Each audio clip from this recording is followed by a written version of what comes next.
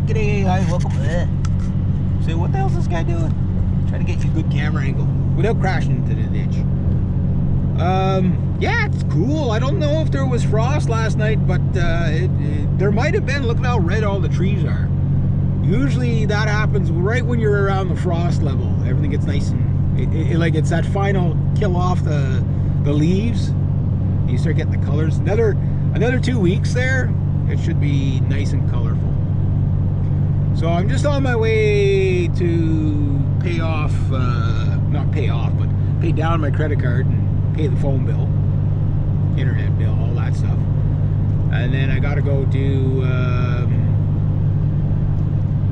you know, some grass cutting. Do that. And I noticed this truck's awfully wobbly on the road. Probably needs an alignment, something severe. Yeah. Could be the guy driving too, but no, it's not me, it's the truck. It is the truck, yeah. Yeah. I remember my CRV was like that. It would just like kind of wander. Like you'd hold the wheel straight, but like you just gotta like do this. It stayed within the lines. It was good enough. It was good enough. Yeah.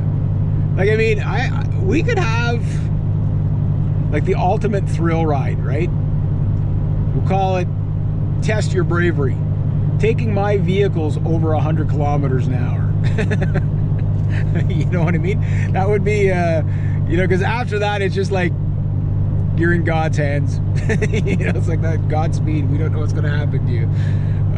Yeah. I remember one time I was, this is when I had the road rage van, I think. My buddy was in the passenger seat and I was doing 80 kilometers an hour in this 90 zone. He said, "Why do you drive so fucking slow, man?" I said, "Well, the question isn't why am I driving slow. The question is how fast do you want me to be going when we crash?" I said, "My brakes are bad. This is bad. That's bad. Tie rods are going." I said, "How fast do you want us to be going when we crash?" Goes, "Oh, good point." Yeah. And you know, like he was serious. He's like, "Yeah, glad you're glad you're thinking of, you know, preservation of life a little bit. You know, at least a little bit." Yeah, vehicles, freaking vehicles. Got a busy week.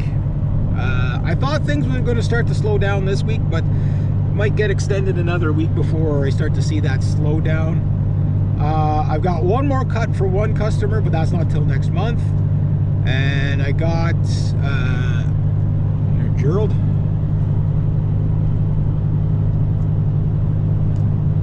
And anyway, I don't know, maybe I'd say 3 more cuts for this client today. The client I worked for yesterday, I might have her every Monday, you know, throughout, but just probably not as many hours. So I average about 6 hours with that client. And yesterday was the chainsaw day where my poor chainsaw once again acted as a metal detector and sucked up a piece of barbed wire fence, but and threw a chain after, but everything worked out. We got it all back together, so that poor saw. It owes me nothing already. You know, like, yeah, like I was saying, for that little Husky 235 X Torx, I told my dad he could have it for free. The only caveat is it has to survive another month with me. That's the catch. You know, like, if it could survive that 1 month, yeah, my dad gets a saw. You know, that saw will be like, "Save me from that bastard. He's trying to kill me. He's always hitting me metal objects with me." I've hit barrels. I've had little stumplets with pieces of armor on, like pieces of pipe growing out, and you don't see it until you hit it, right? It's like it's like the stuff just blends in, so it's nefarious. It really is.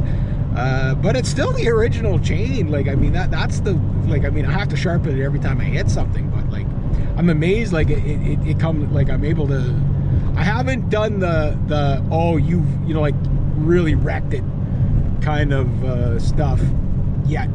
But I've had that happen where I've been sawing through a log and like there's a nail in the middle of the log.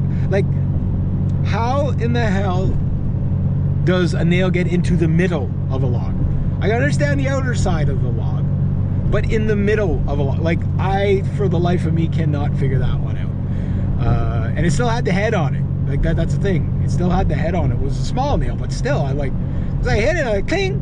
I'm like, I looked, and it was like right by the heart, and I was like, how in the heck is there a nail in the middle of that lot? Like it, like, these are the thoughts that torture my mind, you know? Like, am I seeing things? It's like, you know, I actually removed it with pliers. It's like, yeah, that is a nail. I thought it was just like, okay, maybe it's just a discoloration of the, but it looks like a nail. I gotta know. I pulled it out with the pliers. It's like, yeah, there's a nail in the middle of the, it was a pine, mind you. Pines, I think grow nails naturally.